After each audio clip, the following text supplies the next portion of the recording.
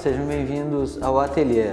Hoje vamos conhecer Felipe Caldas e as suas provocações.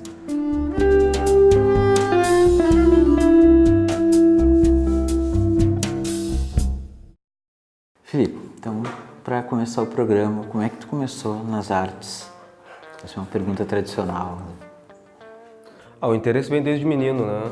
Desenhando, brincando, riscando, e gradativamente eu fui tomando contato sobre a possibilidade de virar uma profissão.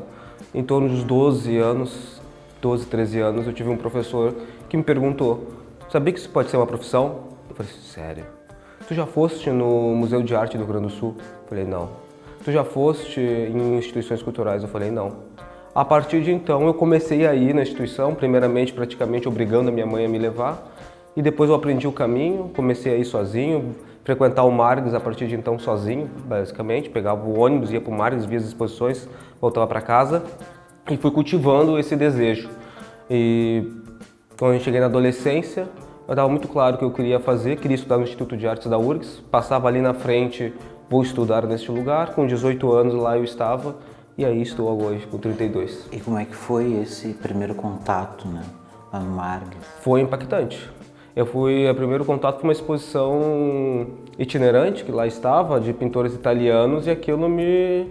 Mas o contato com o Margs não é só o que estava lá, para começar com o prédio. Né? O prédio, o ambiente, aquilo tudo era muito novo, e aquilo é muito impactante. E os ideais, os imaginários começam a se projetar. Acho que talvez depois do impacto com os trabalhos, com o prédio, é pensar: pô, eu posso estar aqui também um dia, quem sabe? É olhar aquele cartaz que é tradicional na frente e quem sabe um dia não seja com o meu nome. E muitas vezes assim sonhei ao longo da minha adolescência, da graduação e ainda hoje. Por que não? O nome lá, né? Tu constrói isso. Foi assim. E para a arte contemporânea, como é que foi o teu direcionamento? Foi natural. Uma coisa não está desligada da outra. É claro que nós temos que pensar o contemporâneo é o hoje, né? E a arte contemporânea nós podemos entender como aquilo que uma série de instituições e agentes rotulam enquanto arte contemporânea. Não existe uma essência para aquilo que chamamos de arte contemporânea, né? Tanto essa é uma definição, por exemplo, do lado da sociologia. O que é arte contemporânea? Bom, o que é arte contemporânea é o que um conjunto de agentes e instituições chamam de arte contemporânea. Não existe uma característica específica do que seja. Por quê? Dentro da arte contemporânea, tu tem gente desenhando, tu tem gente pintando, tu tem gente fazendo arte conceitual, né? Tu tem gente jogando com a história.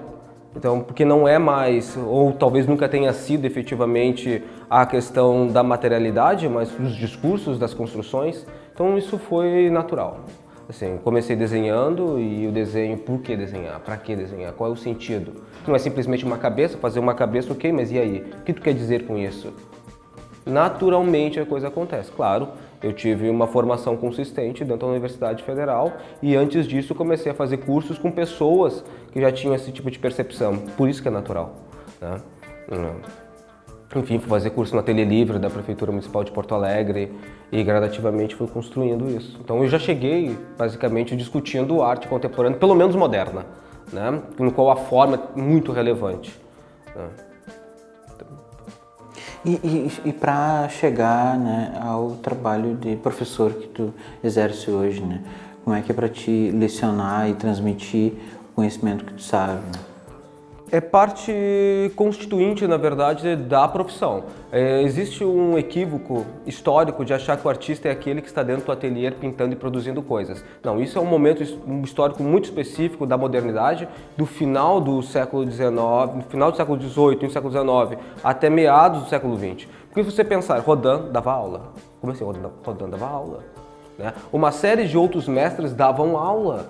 Por exemplo, nossos pintores iam fazer o quê na Europa? Estudar com quem? Tu tinha as academias, tu tinha os cursos livres, tu tinha os ateliês abertos. É a parte constituinte. Se você ler um livro chamado O Artista da Corte, do Martin, ele vai, no caso do Velázquez, vai narrar, por exemplo, que Velázquez tinha uma série de outras atividades. Os artistas na corte tinham uma série de outras atividades, eles não só pintavam, não? Eles eram responsáveis, uma espécie de ministro da cultura, responsável por uma série de outros artesãos, artistas, né? Eram responsáveis, inclusive, dependendo da corte, inclusive pela pintura da parede. Se a parede está branca, se a parede está amarela, ele era responsável por tudo. Há o trabalho de ornamento, há questões, por exemplo, de... tem uma palavra, já me fugindo...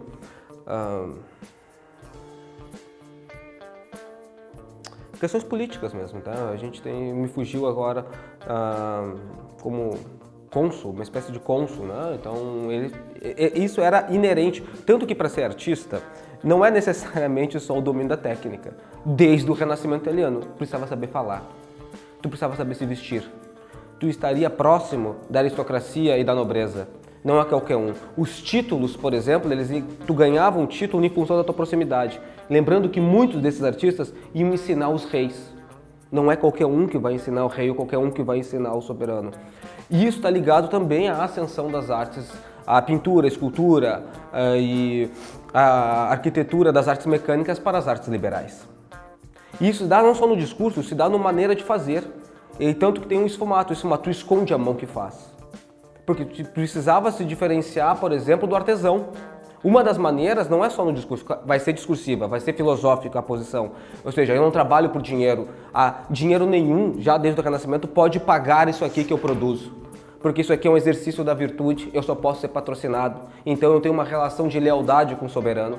O soberano me financia, né? Ou o clero me financia, porque isso aqui não tem dinheiro no mundo que pague. Isso aqui é o donus dei, ou seja, é o presente divino. Aí se constitui, então. Isso vai se constituindo toda a narrativa ali no Renascimento, que chega até hoje. Por exemplo, na dificuldade de precificação. Chega até hoje essas questões. Pois é, isso que eu quero te provocar, assim. Então, daí acontece, assim, perdura até hoje um distanciamento da arte com o grande público? Ou tu acha que... É que assim, vamos lá. Voltando à questão que tu me perguntaste primeiramente, da minha relação com o professor. É inerente, é isso que eu quero dizer, é parte de. É a ideia, por exemplo, hoje do artista, etc., a ideia do Ricardo Basbal, ela é aplicável. Né? O que nós empregamos é o conhecimento. O conhecimento me permite eu produzir meu trabalho, me permite o meu trabalho plástico, visual, poético, me permite estar numa sala de aula, me permite fazer um cenário, me permite fazer uma peça eventualmente se eu dominar as ferramentas de design, etc., etc. É o conhecimento. E isso está ao lado, a par de um capitalismo cognitivo. Por isso que o artista alçou a figura exemplar deste capitalismo cognitivo ou de um capitalismo flexível ou ainda dentro das indústrias da cultura e as indústrias criativas. Então é parte de ser professor. Terminando essa parte do professor, se tiver respondido o público. E eu vou te responder fazendo uma provocação. A arte é uma ferramenta que atinge todos, capaz de atingir todos. No entanto, ela não é empunhada por qualquer um. E isso tem que estar muito claro. Ela pode ser usada para a emancipação humana, enquanto para a subordinação humana. Sim, o grande público está, desde então, incluído. Mas como? Essa é a pergunta. E aí se altera de período para período, de momento para momento. Lembramos que o projeto nazista é um projeto estético. Pensamos que o Getúlio Vargas também tinha um projeto estético. Dom Pedro II tinha um projeto estético.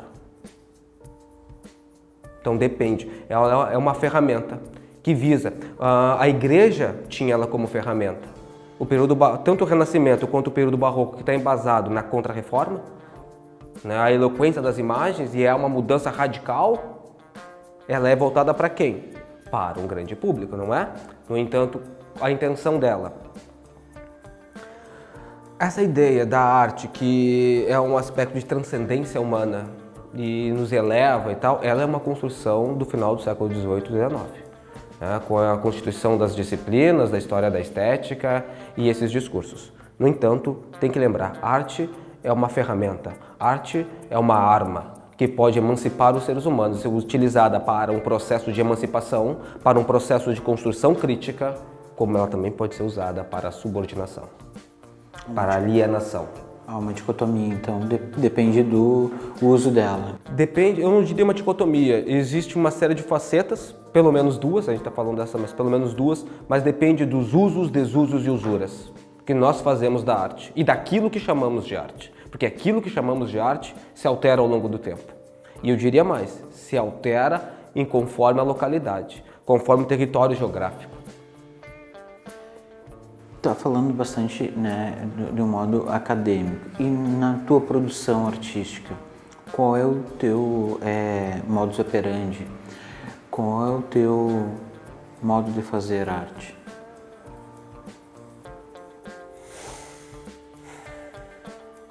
É complexo responder isso, na verdade ele é múltiplo, né? Como é uma coisa natural, a gente dificilmente para pensar. Está ligado às leituras, está ligado a um fazer, sentar e produzir, né? O desenho, por exemplo, o desenho ele tem uma dimensão que é do fazer, do braçal do fazer, e ele acontece e eu preciso estar disposto a fazer. Agora existem outras coisas que a gente cria ou trabalha na estação de trem, dentro de um ônibus, dentro de um avião, enfim, então é múltiplo, porque arte e vida se aproximam, né? É muito difícil, é diferente de ter um trabalho no qual, mesmo um trabalho intelectual ou trabalho como professor, que tu te desliga. Não, o tempo todo tu está trabalhando. Tudo está permeado. O tempo todo tu tá... Tive uma ideia para um trabalho, tive uma ideia para um desenho, tive uma ideia para uma instalação. Talvez o que nós podemos diferenciar aqui é, para executar uma pintura, eu preciso estar no espaço para executar essa pintura. Para executar mais uma série de outras coisas. A arte não se resume, e o fazer pintura também não se resume ao ato de execução, né? Então, como arte, vida e trabalho estão plenamente permeados, é muito complexo. A maneira de produzir é o viver. É o viver. Uma coisa influencia a outra, uma coisa tá... E aí vai se gerando ideias, gerando imaginários, concepções, experimentações, né? Que resultam numa série de coisas, resultam de um texto que pode ser visto como um trabalho de arte também, depende do tipo de texto. Uma aula pode ser entendida como um ato performático, tu pode pensar a aula como um ato performático e tu pode pensar como artista dentro da sala de aula hoje em dia, devido aos rompimentos todos das novas vanguardas, e pode assumir aquilo, ou seja, o meu palco, o meu lugar de produzir arte, de provocar, não é a instituição, pode ser a sala de aula. E daí não é um público, são todos participantes. E sim, tudo depende de como se posiciona. No meu caso, é uma relação muito fluida e natural, então é assim. Então podemos dizer que a arte é um sentido que perpassa por todas as instâncias da tua vida, então. Exatamente, todas as instâncias. É porque justamente não é possível ter clareza de um limite e do outro, porque sim, em determinado período eu estou pintando, mas a pintura é parte de uma execução que tem uma importância, que tem um diálogo, mas a pintura não se encerra e nem começou naquele ato de eu parar e entrar no ateliê e pintar, né? Tudo, quer dizer, a tua subjetividade, exatamente, ela está em contato com todas as outras subjetividades, interagindo e que produzem um resultado final, que representa uma obra.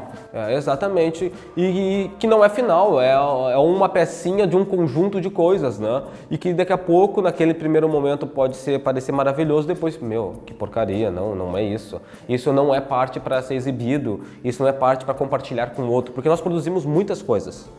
E nem tudo é compartilhado com o outro, ou seja, com o público. Sim. Eu comentei final, por exemplo, como este quadro, que tu chega, né, neste quadro, independente de se tu vai expor ele ou não, né, mas chega naquele resultado. Né? Chega naquele resultado que pode ser uma alavanca para um próximo trabalho, que pode ser não sei o quê, ou simplesmente pode ser, não, deixa essa linha aqui, vou para uma outra linha e retomo isso daqui a algum tempo e tal, porque é fluido. É como viver. E, Felipe, quais são tuas influências? Lá, quando menino, né, tu foi no Margs, mas a partir das tuas pesquisas, né, quais, né, pintores, quais artistas que Eu acho que para começar a falar de influência, tem que começar a falar dos professores. Os professores são sempre grandes influências, né? Meus professores no Instituto de Artes da URGS, de maneira geral, são a primeira grande influência. Ou outros professores também no Ateliê Livre da Prefeitura Municipal de Porto Alegre. É porque é através deles que tu toma um primeiro contato com artistas que tu não conhece. Agora é muito complicado falar, por exemplo, que Anselm Kiefer seria um artista de referência. Mas o quanto é referência? Eu nunca vi ele ao vivo. É um alemão que produz, eventualmente teve em algumas mostras no Brasil e que eu não tive a oportunidade de ir porque eu estava fazendo uma outra coisa. Mas é uma grande referência. Mas assim, como assim? É uma referência de um trabalho de um artista que eu não vi ele, não vi um trabalho, a pintura. A pintura tem uma dimensão corporal, ela é um objeto e ela precisa... A imagem fotográfica não dá conta. Então, quanto de fato é influência? As principais influências são os artistas do Rio Grande do Sul. Esses com quem eu converso, esses com quem me dizem, isso aqui tá uma porcaria. Gelson Radaé, isso é uma porcaria. Wilson Cavalcante, isso aqui não funciona, isso aqui funciona. Carlos Aspe, né? Os professores do Instituto de Artes, tanto da teoria, história, quanto os professores das práticas, né? Nico Rocha, enfim. Esses são as primeiras influências e as verdadeiras influências no sentido de com quem de fato eu troco. Isso que influencia. As imagens, claro, mas de um outro patamar. O patamar do outro, do olhar do outro, é muito mais potente. Né? E com quem tu acaba construindo uma espécie de espelho. Né? Ou artistas brasileiros, Ricardo Basbal. Ricardo Basbal, tive a oportunidade de conversar com ele. Gosto muito do trabalho. Seria uma influência como intelectual, como artista intelectual. Um artista que transita entre não só um fazer, mas que dá aula, que escreve, que produz, que pensa crítica, ou seja, que é esse artista, etc. É uma grande referência. Quantas conversas eu tive com ele? Uma só na minha vida toda. Uma tarde, muito legal. Uma só. Assim, é uma influência, mas tem um limite. As grandes influências são os professores. É o tipo de formação. A grande influência chama-se Universidade Federal do Rio Grande do Sul, Instituto de Artes da URGS. Saindo dali, os artistas que estão em Porto Alegre, região metropolitana, com quem eu troco. Amigos, Rogério Severo, Antônio Augusto Bueno, né, com quem eu me sento, tomo um vinho e a gente conversa, isso aqui presta, isso aqui não presta, troca figurinha, troca livro, troca referências internacionais. Mas a verdadeira referência é essa conversa. É o contato direto. É o contato direto, porque faz toda a diferença. Felipe, então falando das artes, assim, é um lugar comum, né? E aí eu quero te ouvir muito sobre isso. É um clichê dizendo que se ouve muito é que os artistas gaúchos, para terem sucesso, eles têm que ir para Rio, São Paulo, né? Para serem reconhecidos. Isso realmente acontece? Ou se já foi, hoje em dia se consegue, está se mudando essa nova... Quer dizer, fazendo uma nova configuração, né? Porque há muitos artistas, né? Aqui no Rio Grande do Sul. Gente, são tipos de reconhecimento diferentes, para começar. Um artista que quer se inserir no Rio e São Paulo, ele quer um reconhecimento nacional. Essa é a função, é um reconhecimento nacional. Existe reconhecimento, sim, no regional, ou seja, reconhecimento às vezes na cidade, na sua comunidade, no Rio Grande do Sul, e um reconhecimento nacional, e do reconhecimento nacional um reconhecimento internacional. Nem todo artista consegue transitar, essa é a verdade, transitar, entre esses níveis de reconhecimento. Claro, tendo o último nível, um reconhecimento internacional, espécie Cildo Meirelles, que seria um grande nome, hoje como artista emergente, Paulo Nazaré, Berna Reale, enfim. Existe sim uma dificuldade. Agora, o reconhecimento é diferente. Os artistas querem ir para um lugar de reconhecimento maior, porque um lugar de reconhecimento maior oferece maiores oportunidades de sobrevivência, de renda. E isso significa o quê? Tempo. Essa é a questão, tempo. Porque é uma profissão, de modo geral, desvalorizada, não reconhecida. Dificilmente um pai de classe média incentiva seu filho a ser artista. Como incentivaria se ele decidisse ser advogado, médico, engenheiro, né? Até mesmo jornalista, porque ele vê uma aplicação muito clara. Né? Vê uma aplicação muito clara. Nas artes visuais, não. E o mercado é muito complexo, é muito difícil, é extremamente competitivo. Né? Então, se busca reconhecimento e sim, se busca ainda hoje uma entrada num sentido de reconhecimento que não significa, entenda, se mudar para São Paulo.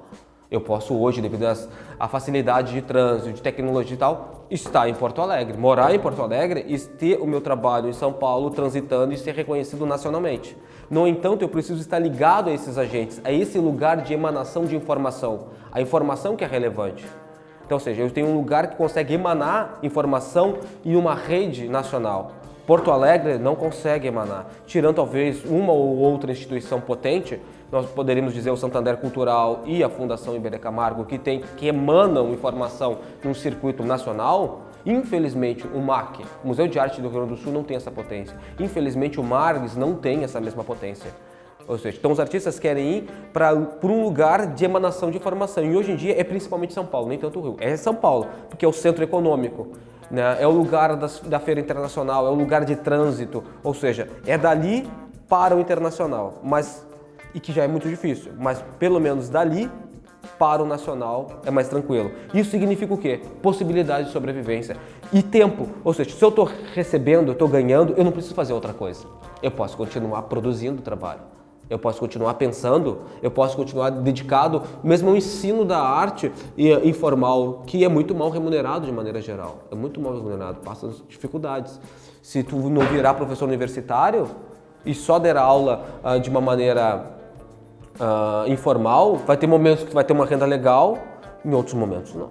Vai ser um empreendedor como qualquer outro, né? De uma profissão desvalorizada, de um lugar desvalorizado, ou visto como hobby, como desnecessário.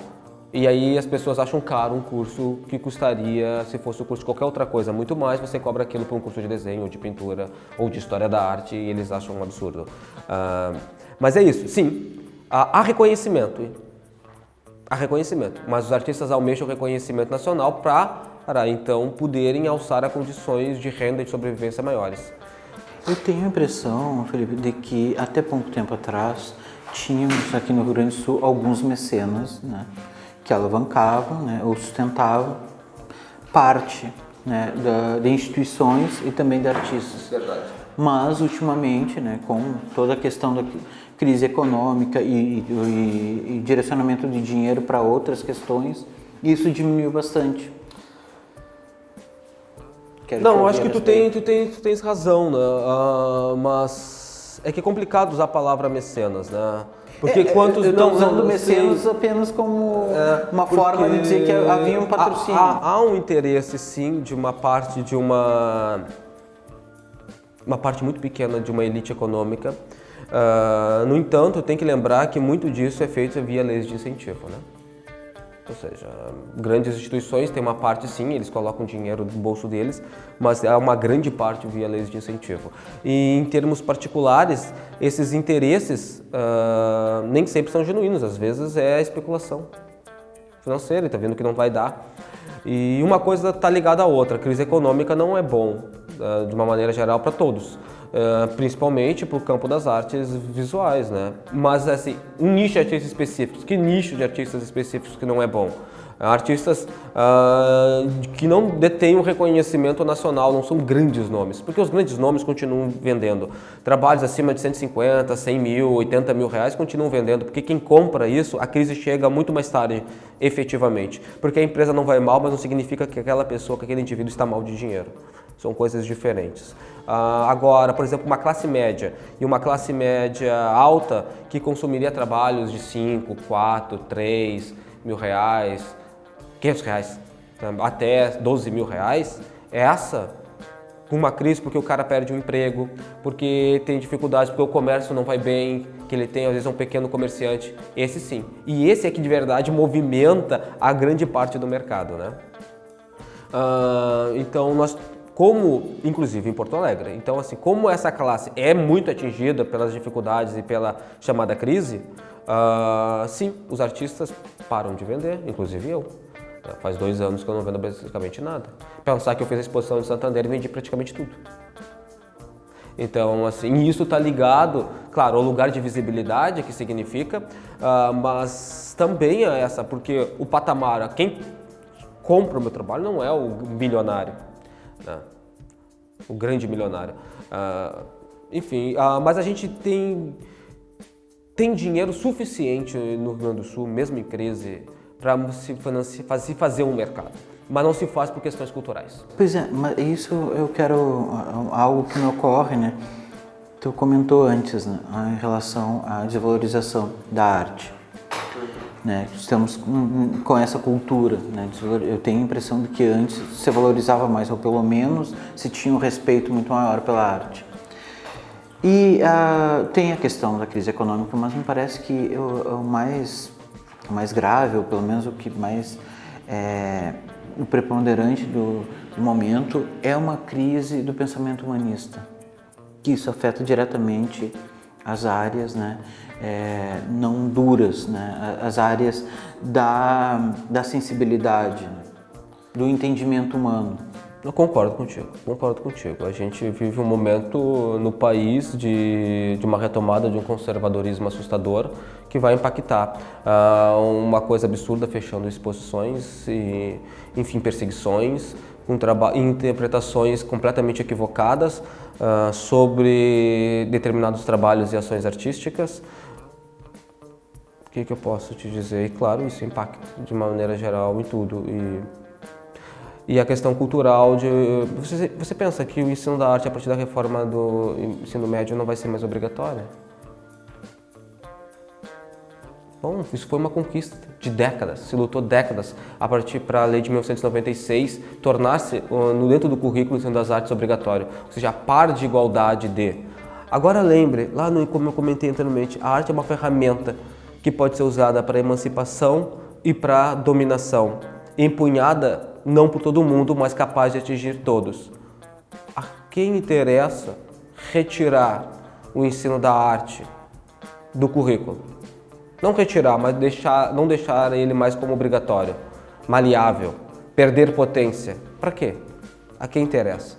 Isso está em jogo. Um processo de embrutecimento, não só disso, mas que tipo de arte que vai se ensinar então nessa escola? Dependendo do tipo de reforma que ainda poderá vir, daqui a pouco tu nem mais precisará ser formado em artes. Arquiteto poderia dar aula, um designer poderia dar aula, mas que tipo de aula? Que tipo de aplicação? A função, por exemplo, do ensino das artes nas escolas é, antes de mais nada, de uma sociedade das imagens, fazer refletir sobre essas imagens de uma maneira crítica. É fomentar a crítica. Quando eu falo fomentar a crítica, é aparelhar para a luta esses alunos. De uma maneira, para defender as concepções deles, independente qual concepção, de esquerda, de direita, de centro, caramba. Mas é eles entenderem a importância que isso tem, né? E saber que isso é usado contra eles. Porque nós falamos de arte, nós não estamos falando só ou simplesmente de artes visuais no sentido aqui a galeria. Então, nós estamos falando do cinema, nós estamos falando na escola principalmente, do Netflix, nós estamos falando dos mangás que estão chegando e os alunos estão assistindo, dos desenhos. É por aí que começa uma boa aula de artes. Não é falando de Picasso, é falando do cotidiano, é fazendo eles pensar aquelas imagens. Quem que patrocina isso? É dando esse tipo de entendimento. Que ideais estão por detrás, né? É isso. E quando isso é prejudicado, esses alunos tendem a ficarem reféns. Instrumentalizando esses alunos para a civilização. Exatamente. É um projeto civilizatório. Exatamente. E isso impacta no mercado, no sentido também de reconhecimento. No mercado, no sentido mais amplo, não é só compra e venda, mas como um reconhecimento da atividade laboral do artista, da importância que ele tem dentro da sociedade, e por isso precisa ser valorizado, e enfim. Mas nós temos, assim, e não sendo só como projeto civilizatório, a arte está ligada a um estilo de vida. No Rio Grande do Sul, nós temos uma dificuldade de construir um estilo de vida, mesmo a classe privilegiada, ligada ao campo das artes. Ou seja, determinados indivíduos com muito dinheiro preferem pagar 150 mil reais, 200 mil reais num carro e não pagam 5 mil reais num trabalho para na parede deles. Essa é a verdade. O cara prefere pagar 8 mil reais numa bolsa do que pagar esses mesmos 8 mil reais por um trabalho de arte. Isso é cultural. Então é um estilo de vida que privilegia o concreto e não a substância. Não, exatamente. Um estilo de vida ligado à aparência, principalmente. Não que não se faça o mesmo com arte, ok? Se faz também, mas são coisas, são patamares diferentes. Nós teríamos sim. O espesso é o que domina, então. Exatamente, exatamente. Passa pelo processo civilizatório de uma maneira geral e passa pelas escolhas, pelo estilo de vida como ele é construído. E isso tem uma relação de como essas pessoas ganham dinheiro. Tá? Se nós formos pensar que boa parte do desenvolvimento cultural do país está ligado a São Paulo, e São Paulo ela surge como uma potência a partir dos anos 20, né? Mas no final do século XIX, no século XX, como uma potência industrial até o processo dos anos 40 e tal, ou seja, vai se construindo, é o momento onde está a arte abre aspas, moderna e efetiva. Né? Nós podemos dizer que é nos anos 50, mas nós podemos dizer que com 17, com Anita Malfatti. Ou seja, ela tem um vínculo com como aquela sociedade pensa e produz as coisas. É muito mais complicado ingressar determinados tipos de pensamento numa sociedade de base rural. Uma sociedade conservadora, uma sociedade, enfim. E isso impacta no mercado. Isso impacta no reconhecimento, isso impacta em esse cara decidir pagar R$200 mil pelo carro e não dar R$2 mil para um desenho. Isso impacta em ele achar que, enfim, num conjunto de valores, essa é a verdade, num conjunto de valores. Esse conjunto de valores, ligado inclusive à produção econômica, fazem com que não se reconheça a legitimidade de determinados tipos de produções e pensamentos. Se nós pensarmos, quem são os grandes mecenas? A maioria deles eram industriários ou ligado ainda às mídias, né? Essa é a verdade. Quantos ruralistas você conhece? Pouquíssimos, existem, pouquíssimos. Mas isso é ligado no estilo. Ele prefere, enfim, investir o dinheiro dele em outra coisa. Mas isso é cultural, isso não quer dizer que esse cara não tenha cultura, né? Que esse indivíduo não tenha cultura. Isso é importante. Ou seja, eles são sem cultura. Não, eles têm cultura, mas a cultura é completamente diferente. É cultura, continua sendo cultura, porque comer, beber, dormir, amar talvez sejam necessidades vitais. A maneira como fazemos isso é cultural, então tudo é cultural. Nós podemos não concordar com esse tipo de posicionamento cultural, que eu acho que é o caso, eu não concordo, eu acho que poderia diversificar, uma coisa não impede a outra. Tem dinheiro suficiente para comprar o carro de R$200 mil, tem dinheiro suficiente para comprar arte, não para lavar dinheiro, mas por um gosto. Agora a gente não pode taxar as pessoas, não é uma questão só de classe, é uma questão de vivência, etc. Né? Cada um. Mas a gente tem, de uma maneira geral, toda essa dificuldade no Rio Grande do Sul e no Brasil também, né? O Brasil é sempre um mercado em potencial, porque, ou seja, se você olha a quantidade de dinheiro, você olha, né, o que se consome de arte efetivamente, o que se movimenta, é muito pouco. Então, qualquer galerista que você vai conversar vai dizer, não, o Brasil tem muito potencial. Tem muito potencial, mas não acontece. Isso está ligado à frequência dentro desse estúdio, dentro desse espaço. Não é? Quantos aqui saem da volta, aqui saem para vir aqui ver? Isso está ligado, por exemplo, por que a Fundação Schaeffer não abre no final de semana, gente? Uma questão cultural de uma cidade local. Ah, tem aspectos burocráticos, sim, mas isso é uma decisão política. Como assim? Quem é que vai durante a semana na Fundação Schaeffer? Quem é que tem tempo? Vamos lá, a questão do tempo. Quem tem tempo para ir apreciar a arte numa quarta-feira pela manhã, numa quinta-feira pela tarde? Ou tu é profissional liberal, ou tu é empresário, assalariado. Então a Fundação Schaeffer não é para a maioria da população de Novo Hamburgo. E escola? A escola só vai, se for levada, os alunos só vão levados por um professor? Isso é uma decisão política. A fundação deveria estar. Isso está ligado à maneira de pensar. É primordial que uma fundação cultural se abra no final de semana. Num domingo, pelo menos. A maioria das pessoas. Para quê? Para incentivar. Para incentivar não só quem tem dinheiro, não só quem tem, porque esses bens é para todos. Mas o cara que está no bairro lá distante vir conhecer a Fundação Schaeffer, vir conhecer o artista. Vir ser dito, olha, esse artista é parte da sua história. Você participa, ele participa da sua e você vai começar a participar. É esse sentimento de pertencimento. Isso está ligado. Eu peguei um exemplo concreto aqui, do lado. O que a gente vai dizer, por que não se desenvolve o mercado? Tá aí. Domingo fechado, final de semana fechado, uma fundação voltada para as artes. E quantas exposições de arte contemporânea tem dentro da Fundação Schaeffer dialogando com o Schaeffer? É possível. Isso é um projeto também, é um entendimento. Você quer atualizar o artista, você não mostra só o artista. Você faz e demonstra como o que ele produziu se dialoga com hoje, com os artistas que estão pensando hoje, com os artistas de Novo Hamburgo hoje, com os artistas de Porto Alegre, do Rio Grande do Sul e do Brasil. A Fundação Schaeffler pode fazer uma exposição nesse sentido, vai continuar, vai potencializar, isso é entendimento, isso é formação. Antes de mais nada, é decisão política. Enfim. Felipe, diante de tantas provocações, né, que tu está nos fazendo, né, para mim e para o público que está nos assistindo, eu quero te lançar uma para encerrar o programa. Claro. O que é arte para ti? Excelente pergunta, na verdade. E é sempre... Eu quero, desculpe, assim, eu vou ser um pouco inquisidor agora.